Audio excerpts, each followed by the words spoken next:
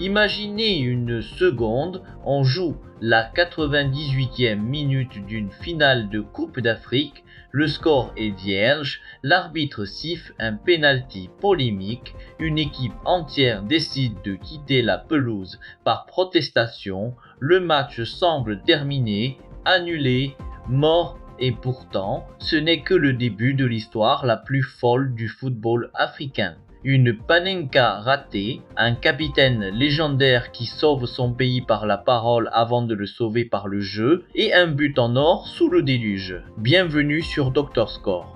Aujourd'hui, on analyse le braquage du siècle, le jour où les lions de la Teranga ont marché sur l'eau pour briser le cœur du Maroc. Installez-vous, ça va secouer. Ce Sénégal-Maroc, c'était l'affiche rêvée. D'un côté, le Sénégal, champion en titre, qui cherche à écrire sa légende 4 ans après son premier sacre. De l'autre, le Maroc, chez lui, porté par tout un peuple prêt à rugir. L'enjeu est colossal, surtout pour un homme, Sadio Mané. C'est sa dernière danse, son ultime match en Coupe d'Afrique, mais personne, absolument personne, n'avait prévu que cette finale tactique et fermée allait se transformer en un thriller psychologique digne d'Hollywood. Dès le coup d'envoi, on sent l'électricité. Le Maroc, insubmersible depuis le début du tournoi, manque de se faire surprendre d'entrée de jeu. 5e minute, corner de Lamine Camara, Papegeuil place une tête vicieuse, mais en face, il y a un mur. Yacine Bounou sort une parade réflexe monstrueuse. Le ton est donné. Le match est une partie d'échecs, les lions de l'Atlas tentent de construire, Saibari et Ezzalzouli percutent, mais ça manque de précision. En face, le Sénégal, même privé de Koulibaly, reste dangereux.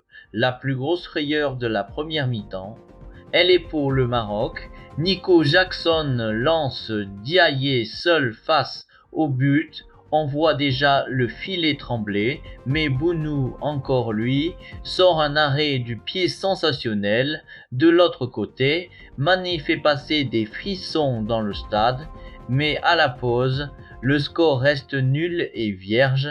C'est tendu, c'est physique, Camara prend son jaune. On sent que ça va se jouer sur un détail. Au retour des vestiaires, le Maroc prend le contrôle.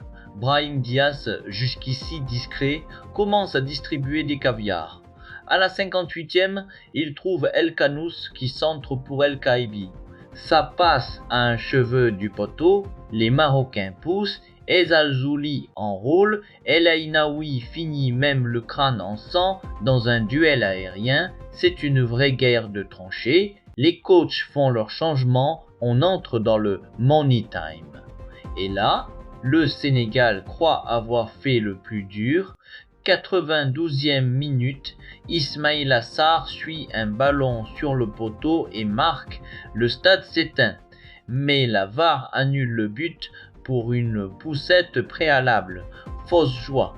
On se dirige vers la prolongation. Du moins, c'est ce qu'on croyait. 98e minute, le moment où tout bascule, Malick Diouf accroche Brahim Diaz dans la surface, l'arbitre va voir la VAR et siffle penalty. C'est l'explosion de colère côté sénégalais.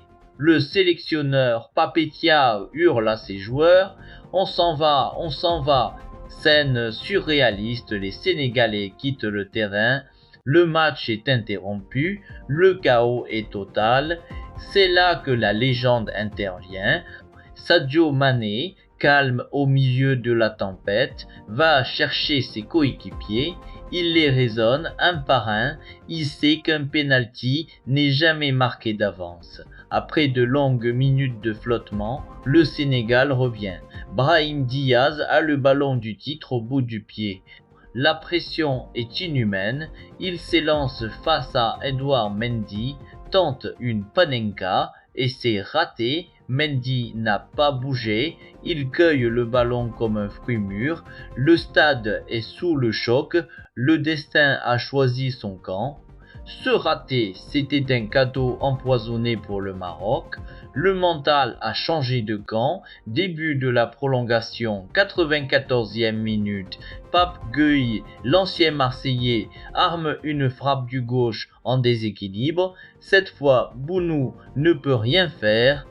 Lucarne, 1-0 pour le Sénégal. Le reste, c'est de l'héroïsme et de la tragédie.